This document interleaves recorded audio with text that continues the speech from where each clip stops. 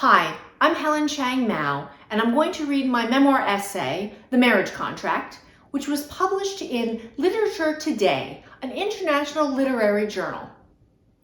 April 2023 issue. The Marriage Contract. David and I married each other in order to save $1. I know we sound like cheapskates who trivialize the sanctity of matrimony, but let me explain. Back in the 1970s, we met in a New Jersey grocery store. This wasn't a meet-cute encounter.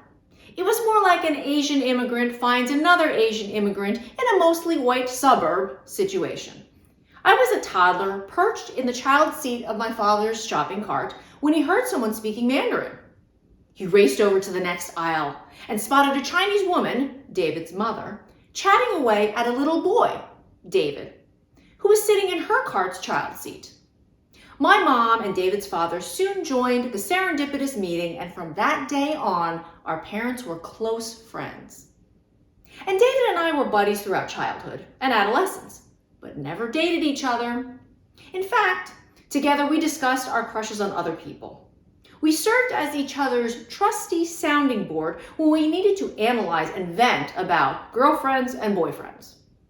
For example, during one of David's torturous and seemingly never-ending relationships with a high-need girlfriend, I often had to talk him off the ledge and talk some sense into him.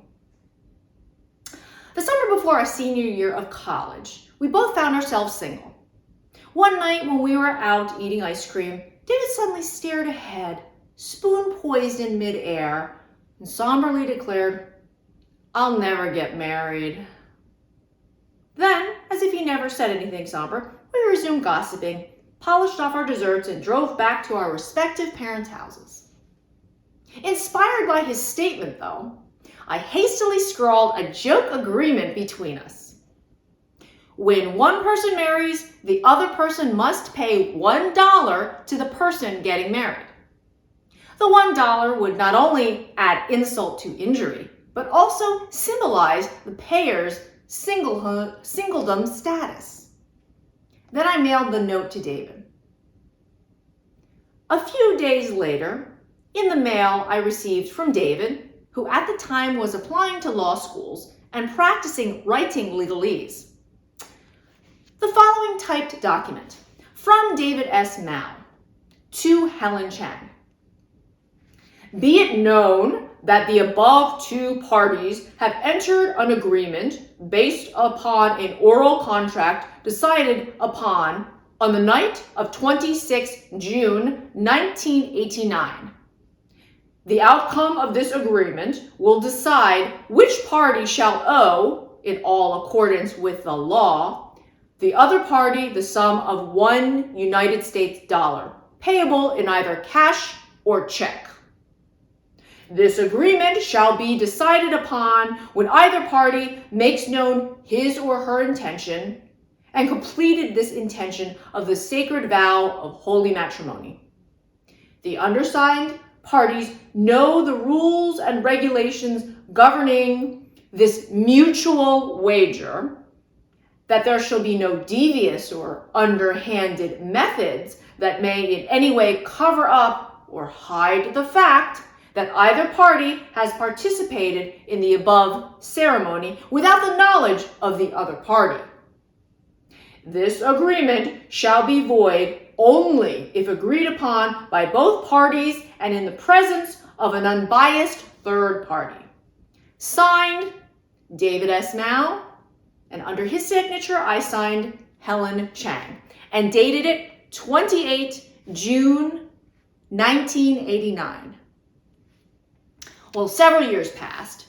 We graduated from college and graduate school and worked in different states. After practicing litigation for a while, David paid off his school loans, quit being a lawyer, and went to library school. After teaching in China, I returned to the US to attend my older sister's wedding. As far as we knew, neither of us had gotten married or employed devious or underhanded methods to cover up or hide any engagements.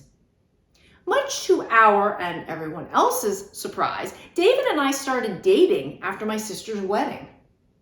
One mutual friend compared our quick courtship to the rom-com When Harry Met Sally, but condensed.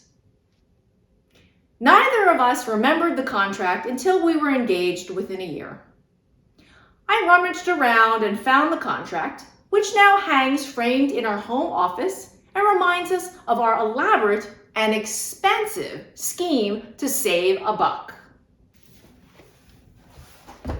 And this is our framed contract.